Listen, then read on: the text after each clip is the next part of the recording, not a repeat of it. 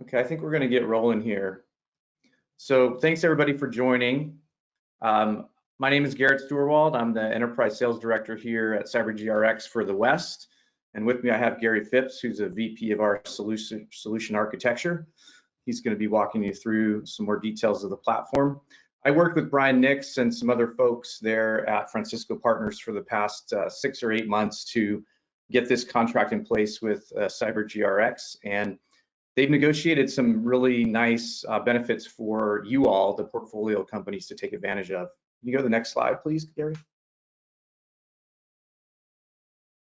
So CyberGRX, we're a 5-year-old, well-funded startup company who have built the world's largest exchange of third-party cyber risk data.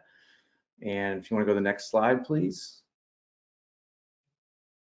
For the past 20 or so years, most organizations have been doing third-party risk in a very manual, labor-intensive manner using spreadsheets. And so every organization and vendor across the globe has really just been emailing a bespoke spreadsheet based on a certain framework, whether it's NIST or ISO or a SIG, to their customers and vendors, asking them to fill it out. A ton of time and effort goes into that process and really just tracking down the data. And what CyberGRX has done is really solved this broken process. If you can go to the next slide, please. We've created a centralized exchange for third-party vendor cyber and privacy risk data. And so over the past 5 years, this exchange has exponentially grown, where we have today about 100,000 vendors ingested into the platform. And when a vendor gets ingested, we upload your list of partners and vendors. We immediately start collecting information on those folks, including external scanning data and some other feeds that Gary's going to get into. But then we have also amassed over 5,000 completed vendor assessments, and many of those are actually validated independently by Deloitte or KPMG. And this exchange is growing exponentially quarter over quarter. About 18 months ago, we had about 2,200 assessments, and today, again, it's over 5,000 completed on the platform that are available for you today to get authorization to view. Next slide, please. So this slide shows a few of the larger vendors out there who have completed their own self-assessment on CyberGRX and who are sharing that assessment out to their customers and partners instead of using spreadsheets. So companies like Google and ADP and AWS, they love CyberGRX because they no longer have to receive thousands of spreadsheets and have to copy and paste and spend tons of time doing that. They simply keep their assessment up to date on the CyberGRX platform, and we ask all of our vendors on the platform to refresh that data quarterly, and we mandate that they do it at least annually, so that there's a compelling number of vendors already available in here. When we engage with a new customer and upload their list, we typically see anywhere from 25 to 45% of your existing vendors will already be assessed here. And for the rest that you need, we're just going to go get it for you. Next slide, please. So Francisco Partners has negotiated some value for the portfolio companies. All of you have the ability to go in and complete your own tier 2 self-assessment. And there's a number of benefits for you to do that. It's going to help you see where some of the gaps are in your security and privacy posture. And then more importantly, it's going to help save you time with all of your customers and partners who are trying to assess you. So we're making up to 30 shares available for you to take that self-assessment and share it out instead of completing more and more spreadsheets. So that's available to you at no cost. It's available now. We can set you up with that if you want to let me know after the call. And then we've also have some premium services available that if you'd like to take advantage of, we'd be happy to work with you on. And that would include evaluating the CyberGRX exchange, uploading your specific vendor list, and giving you a match rate of how many of your vendors we have available.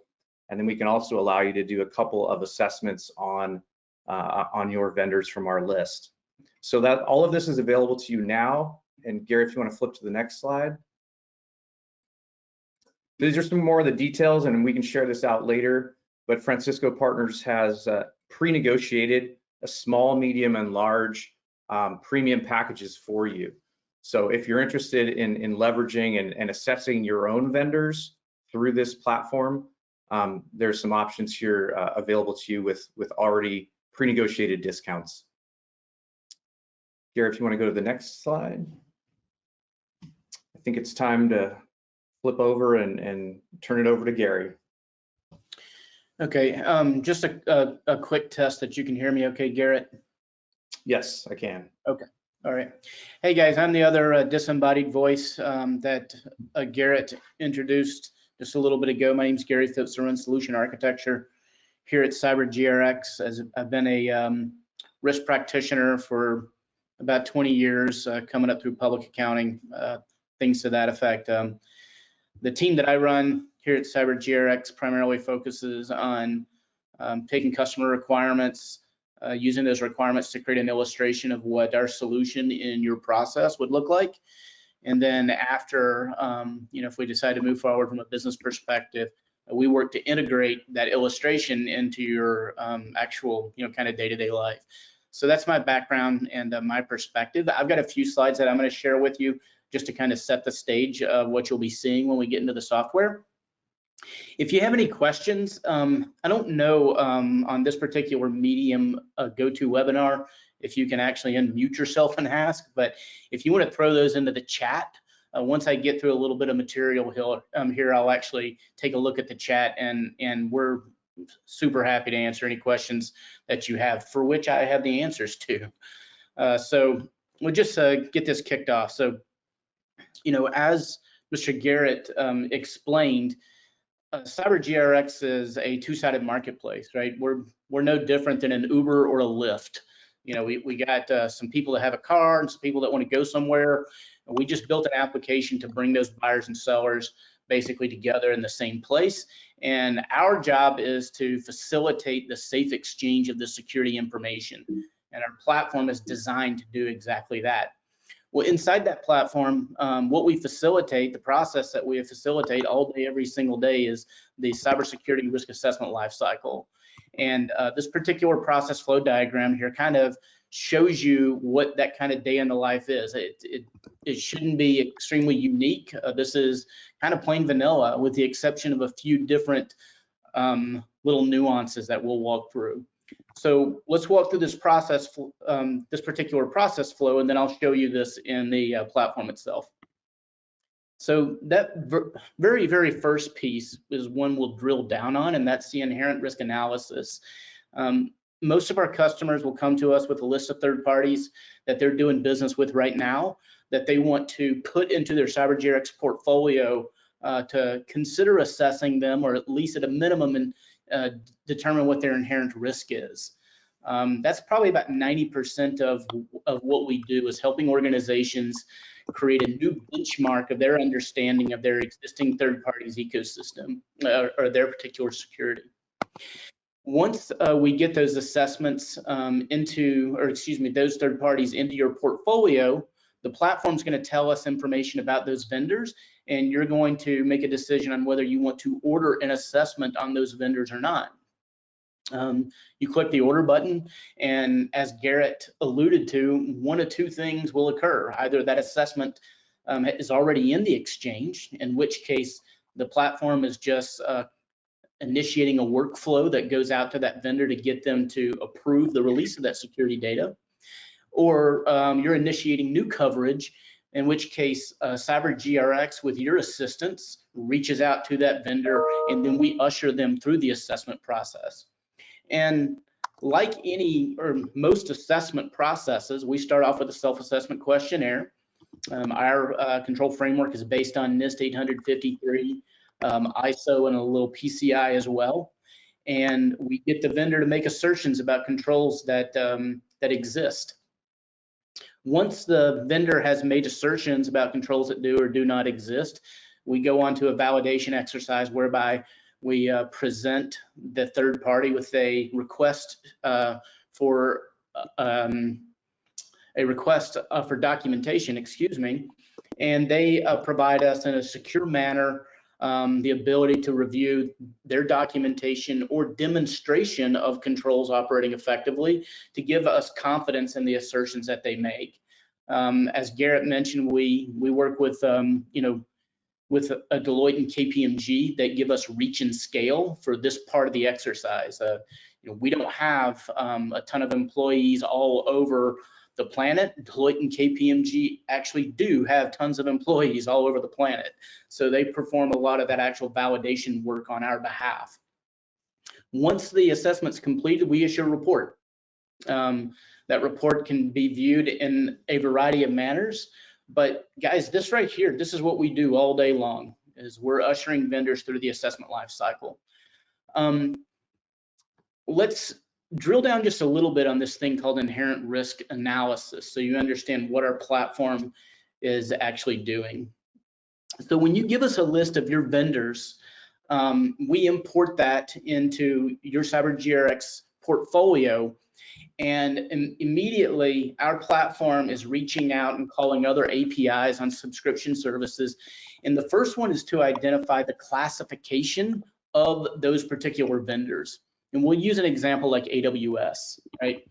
When you ingest AWS into your CyberGRX portfolio, we're less concerned about the company AWS right now, and we're more concerned about what kind of company are they. Are they a healthcare company, financial services? Are they a cabinet maker, technology company? That business classification helps us move to the second step, which is to identify for third parties in that industrial sector, how are they being attacked and how often? So we use the MITRE ATT&CK and recorded future to get that data back to us, and that gives us threat volume and threat variety. So with that information, we ask you a couple of questions about how you're doing business with that company, AWS. Do they have access to sensitive data? Are they coming into your building? Are they on your network? Have you outsourced a significant business function to them? And with this information, then we can calculate inherent risk, right? We get from attack scenario the actual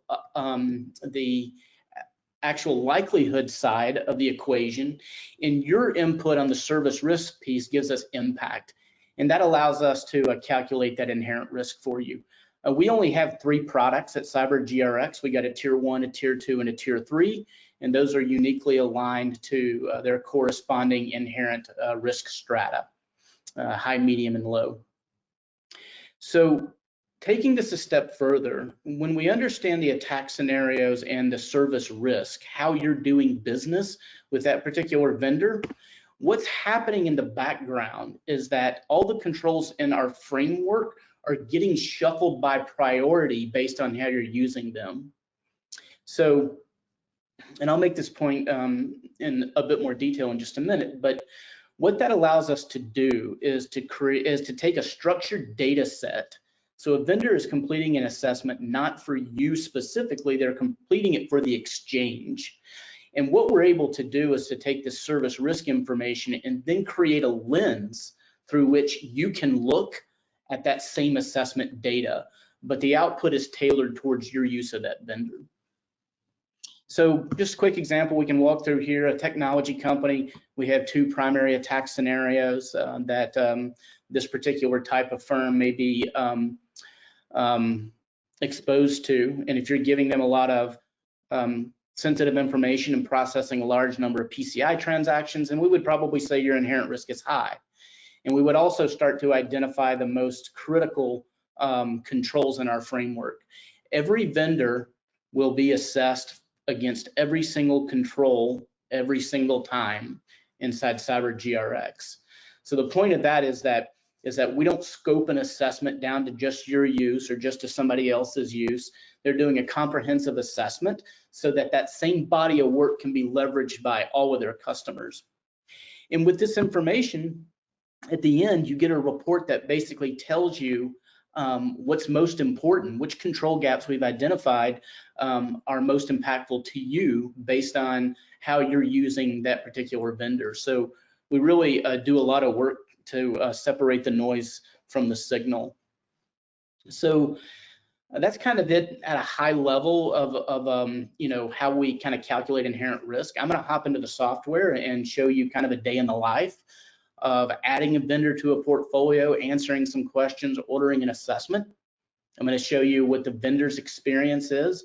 Part of the particular offering that Francisco Partners has pushed down to its portfolio companies is the ability to come in and complete a self-assessment as a vendor in the exchange, and that creates a lot of insights for you. It shows you maybe some control gaps that you have and a lot of different dimensionality from that same report.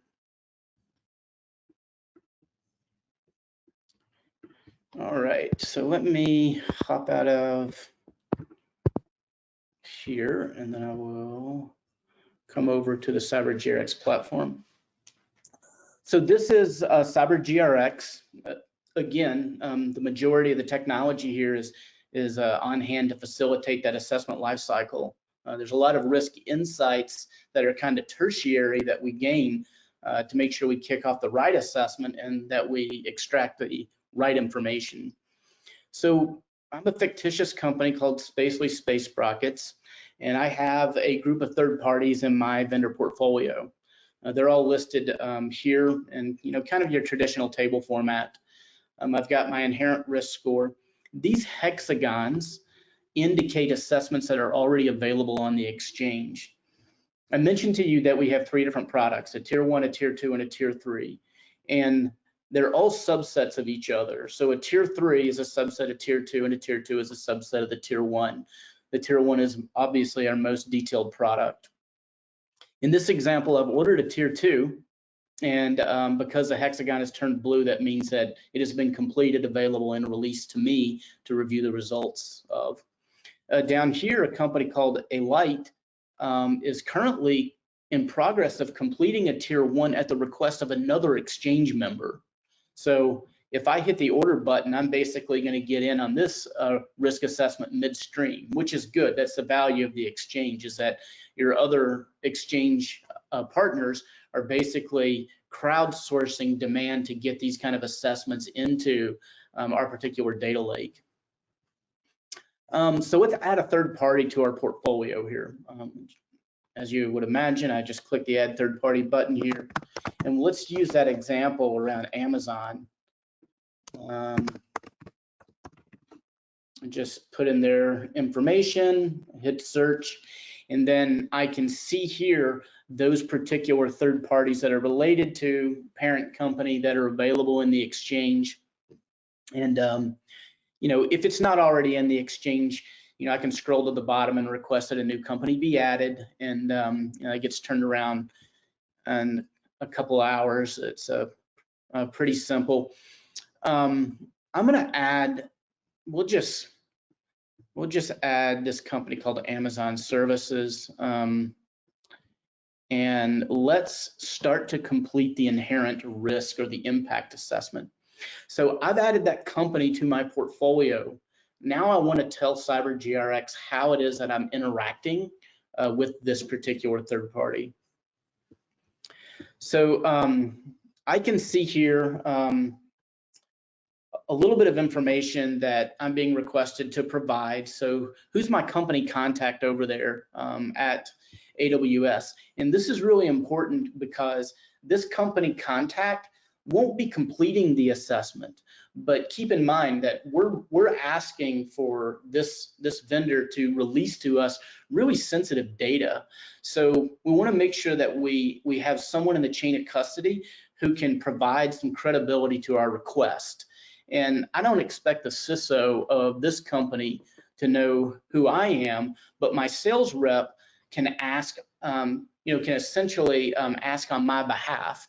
they can basically say, yes, we do business with this particular customer, and they have a right to request our security information. So I'm sorry, Garrett, I know I misspelled your name, but I'm going to put the email address of my rep there at AWS, make sure that this person's involved in the communications so they can broker me getting this data quickly. And now I'm going to tell CyberGRX a little bit about how I'm doing business with them. Am I doing a business with a company called Amazon for staples and staplers and cheap sweaters, whatever? No, I'm not. They're not a supplier. They're a vendor. They're providing me Elastic Cloud or S3 buckets. We have a lot of our clients who will, in the scenario that we're talking today, they will actually perform risk assessments of all of their portfolio companies, and it gives them a good way to benchmark those particular companies, kind of against each other and against themselves. So this is a really big use case in CyberGRX, where affiliates, DBAs, and those organizations that are franchisees. But not to over-index on that, we've already reached out and identified through that API call that this company their business activity is called e-commerce and auction services. So that's already pulled into CyberGRX, that threat volume and threat variety for businesses that are in this particular classification. So that's waiting for me when I get ready to complete this calculation. So now I'm going to tell the platform specifically what the impact of a cyber event would be. So have I outsourced a significant business function to AWS? And if you're CyberGRX, we actually host in the cloud with them. And if they had a business outage, it'd be pretty significant to us. It may not be for you, right? So this is creating that lens through which we're going to look at the assessment data. How many people, their employees, interact with how many of my employees? So the opportunity for social engineering, access to company issued credentials, access to applications, so change a critical configuration, or to maybe apply a patch or to see sensitive data. The sensitivity of the data that they would have access to. Do they have access to any company issued equipment? So that could be within the realm of a lot of different things. If they're on your network, or do they have guest Wi-Fi, or are they on a production subnet with very sensitive transactions? And if they come into the building, how far? All right. And this is where I'll pause and go through a kind of a ridiculous example, but it'll help me make a point. So if this particular vendor that I'm walking through is a company called Jimmy John's, and I order Jimmy John's to be delivered to my company to be catered for lunch every single day, and during the assessment of the company Jimmy John's, we find out that they do not background check their employees. If I indicate here that they can't get past the front office clerk, then perhaps the fact that they don't background check employees, it's still going to be on the list of control gaps, but based on what I'm telling CyberGRX, it's not going to be the highest priority one, right? So I'm separating the noise from the signal as I'm starting to fill this out. If I say those sandwiches get delivered, the person who works at Jimmy John's has a badge and they can deliver those sandwiches all the way to the data center. Then the fact that they don't background check employees has a completely different context, and now that control gap is going to be on the high priority list. So that's what I'm doing here, is I am creating a lens through which I will look at the assessment results. So once I have that information, I hit submit, and then CyberGRX is going to use that data to calculate my inherent risk. And we've classified that as high exposure for this particular third party. And now I'm going to order an assessment. If I don't need to change my company contact information, then I can go on to the order selection. And in CyberGRX's humble opinion, we think because they are high risk, we recommend that very detailed tier 1 assessment. Our clients, are certainly welcome to keep their own counsel about what particular product that they would like, based on the speed at which they want it delivered, if it's not already completed, or the level of detail that they need access to. So once I hit the submit button, then the workflow kind of takes over, and we're off to the races on reaching out to AWS to have them release the security data, or to work with them to usher them through the assessment process. So let's talk for a second about what that vendor's assessment, what their particular day in the life looks like. And some of you who accept the offer from Francisco Partners or whatever, you'll kind of go through this part of the experience. So this is my assessment dashboard.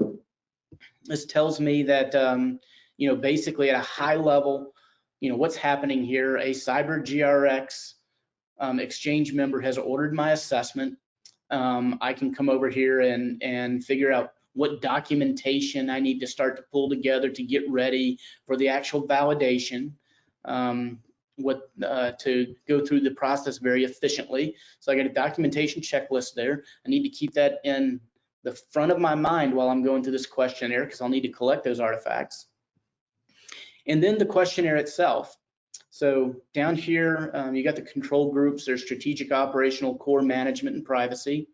And we've made this very easy, and we've removed subjectivity from it. So the entire assessment is ClickBox. So in this particular section, I basically get presented with different levels of questions. So there are controls, sub-controls, and then the actual metrics of those sub-controls. So here's my question: do you implement capabilities to collect, to analyze, and report data from a variety of threat intelligence sources? If I say yes, I can move on to the next question. And then if I say no, I can see that it will obviate 4 other questions that are nested here. So we make it very, very easy to get through the assessment, as easy as it can be. Let me kind of caveat that and be transparent, to get through an assessment. I save and continue, I move on, I continue to answer the ClickBox style questions. And once I complete the assessment questionnaire, I hit the test button and I give it the humana, and I submit it. It goes back to CyberGRX, and then they reach out to me to start the validation exercise. So the questionnaire itself, we make it very, very easy to get through. At any particular point, you can certainly add a comment.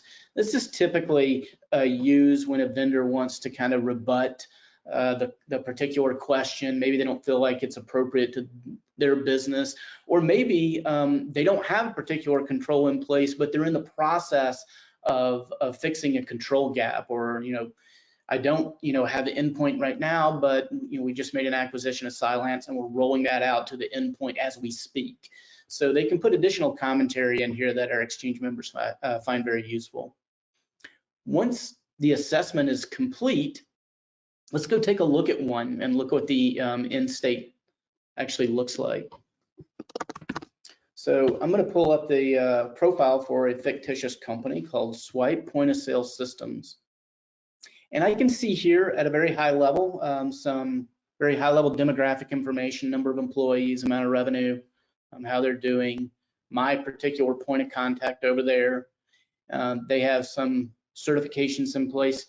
And CyberGRX also uses our partnership with Risk Recon to help calculate that inherent risk as well. It gives us an opportunity to take in some real information about their public-facing infrastructure to do that calculation. So we don't want to use this all by itself, right? Because a perimeter scan will never be able to tell us if they if they background checked employees or security awareness training, but it does give us an indication of how they may keep the rest of their house. If the perimeter is tidy, then the odds are the inside is going to be pretty tidy as well. With this Risk Recon information, I can also drill into the details and see what their scores are in the various risk domains that Risk Recon covers. These scores are available and are updated, in near a real time, and available to all of the CyberGRX members on every vendor that has, obviously, a public-facing website. As I continue to scroll down on this vendor profile, I can see that that tier 1 that I ordered on Swipe is now available. And there's a variety of ways that I can look at and interact with the data. The first one we'll talk about, because it's really kind of difficult to actually demonstrate, is to leverage the platform's API and to pull that data out and post-process it in any particular responsible way, that you choose to. So a lot of our clients like to pull the data out and continue to post-process it in their GRC platform, and that's a perfectly acceptable use. The other is to, a lot of our financial services organizations really require that offline compliance artifact so that they can share it with their second and third lines, or maybe the examiners. And that's really a long form report that they can print off to a PDF, put it in a file somewhere. And there's a lot of detail in the long form report. I won't spend much time on that. You can also download the results to a flat file. And then also a feature that we're finding extremely useful now is what we call Framework Mapper. And what this allows us to do is to take the results of a CyberGRX assessment and allow our customers to look at those results through their own kind of lens, their own framework lens. So I want to see the CyberGRX results, but we're not familiar with CyberGRX's framework. So I want to see it in, the CMMC if you're a DoD contractor, or I want to see it from the perspective of NIST 853 or in the NIST CSF framework, SIG or ISO. We can create these particular control framework mappings, make it very easy to see the data in your own context. Because we have recently moved over to the actual MITRE ATT&CK framework, it also gives us new dimensionality to look at assessment results. So anytime that there's a new breach that occurs, the actual MITRE community creates these threat profiles, and then we map them to our control framework. And it allows us to do things like, for example, let me take a look at the results of this assessment through the vulnerabilities identified in the Acelion exploit, or in the Hafnium or SolarGate. So you can look at the assessment results through a variety of contexts, which gives this platform a lot of broad utility outside of just kind of cybersecurity. As we continue to scroll down, the results of this assessment show us the maturity. So this is our own kind of capability maturity model. It's on a scale of 0 to 5, and it shows us how mature their particular security posture is for these 5 particular control groupings. And this is based on people, process, and technology. And just to give kind of a crude example is if they have a control in place, if they claim to have a control in place, but they're using first-year college grads, and they're using index cards to log events in a platform, well, we would say that their people, process, and technology applied to that control is not very mature, given how important to be able to log events is. So that's what our maturity models are based on. We can also see down here at a summary level, the inherent and residual risk of this particular vendor. And all of our controls will fall into one of these 4 buckets. Some of them fall into more than one of these 4, but data loss attack, disruptive attack, destructive, and fraud. We see the inherent risk score for those 4 at a summary level, and then based on the results of their assessment, this company, Swipe Point of Sale, actually has a lot of really good controls in place that retire a lot of risk. And so that's really good summary information. Additionally, I can go all the way down to the question level. So this is kind of the meat and potatoes for the risk practitioner who really wants to see those yeses and nos at a granular level.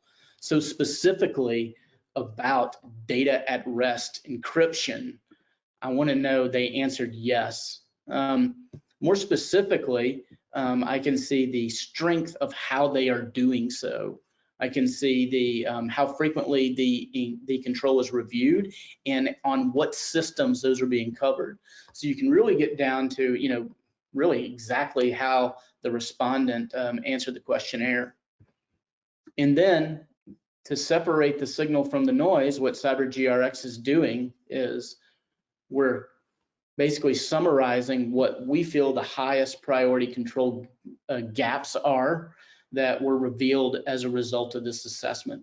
And as it turns out for swipe point of sale and how we answered those 8 impact questions up front, the strength of their security awareness training needs to be reviewed. We have control gaps there, account entitlement restoration, threat response planning, so on and so forth. So this really helps. I mean, this is what most of our customers are trying to get to very quickly are these 10 high priority type gaps.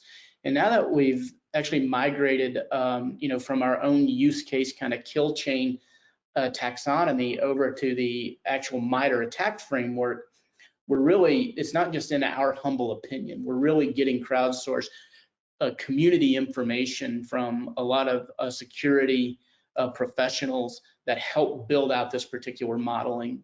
So this is updated and it's right sizing quite frequently. So that's kind of what the assessment results kind of look like from a single vendor perspective. We also have the ability to show you residual risk, but at an ecosystem level. And this is really where a portfolio, an investment company that has a lot of portfolio companies can actually get some really interesting information.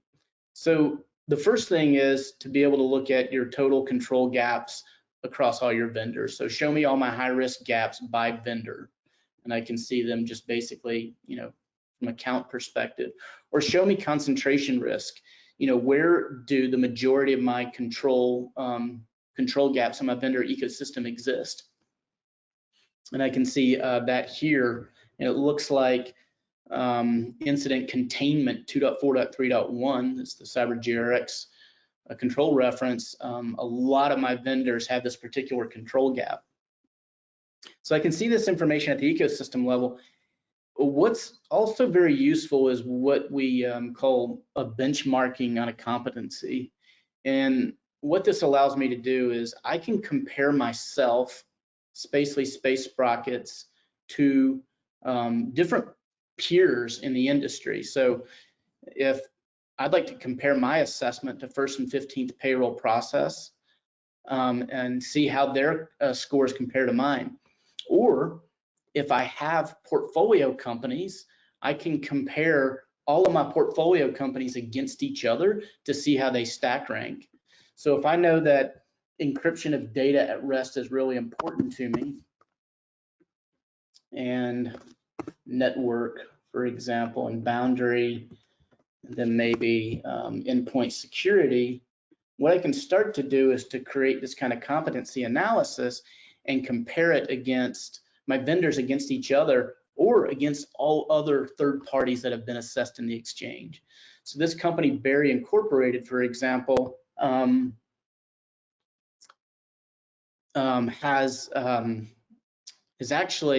a score of a 25, where the benchmark for all other exchange members is at a 66.2 effectiveness score. So these guys here, where we have some orange, are below or even well below kind of the benchmark of what we would expect. And this is kind of a really good, you know, quick analysis for you to look at a lot of your third parties through. So with that, I've been talking for some time. Hope you enjoyed this kind of quick demo. We can drop down 10,000 feet and do this in a lot more detail individually for you guys if you find that you have more interest, you want to take this further. So with that, it didn't look like we got any questions in the chat. So I'll kind of turn this back over to you, Garrett, so you can take some Q&A in real time, or maybe usher us out. Yeah, thanks, Gary. That was great. If anybody on the line has questions, we'd love to hear them. And you can either unmute yourself or type it into the chat, and we'll try to address it here and now. Got a couple minutes left, but otherwise, I'm happy to chat offline with anybody interested.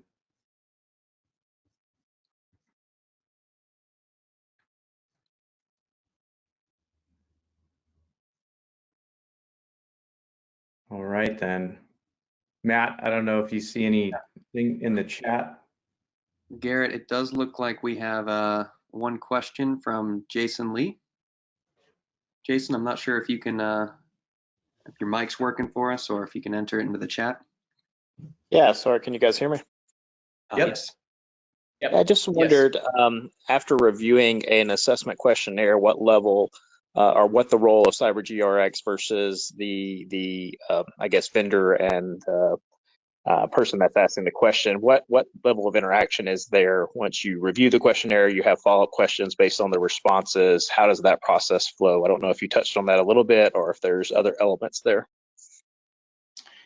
Yeah, so I mean, once the assessment, the report, is complete, that's essentially, the beginning of an additional dialogue.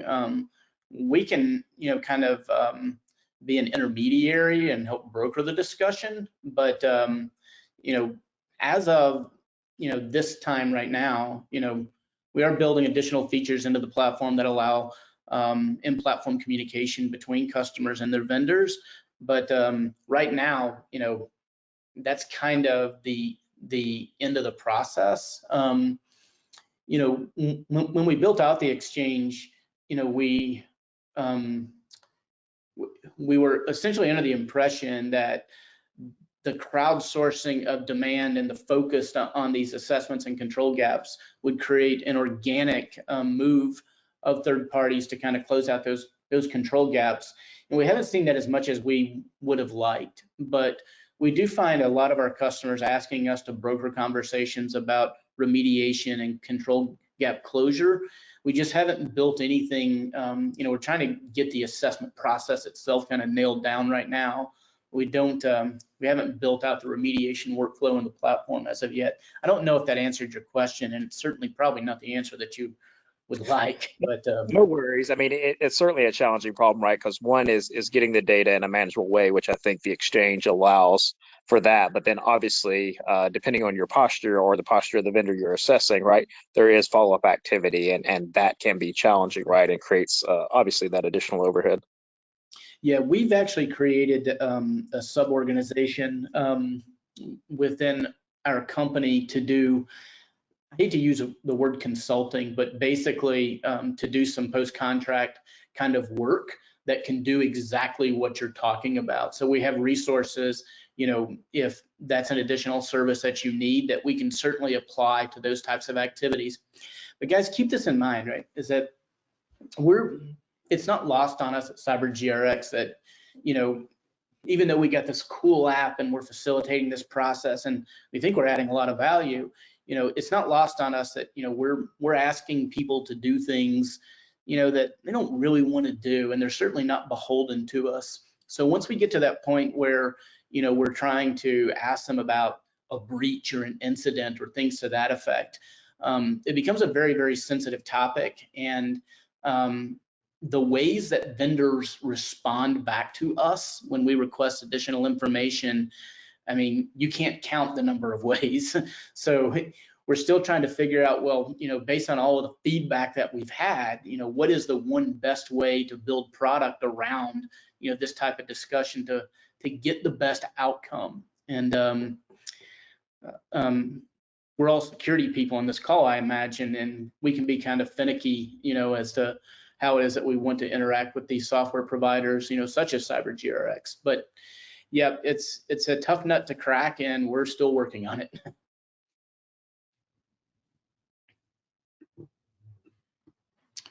Were there any other questions that we can answer? We're happy to do so.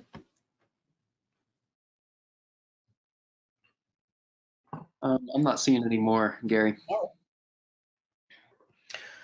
Well, great. Garrett, back to you if you want to usher us out for the next step. Thank you guys for joining the call, and thanks to Francisco Partners for partnering with CyberGRX and extending some of this value out to your portfolio companies. And just I'll send a follow-up to everyone with my contact information, and if there's any interest or if you'd like us to set you up on the free assessment, just let me know and be happy to take it from there. So thanks and have a great day, everybody.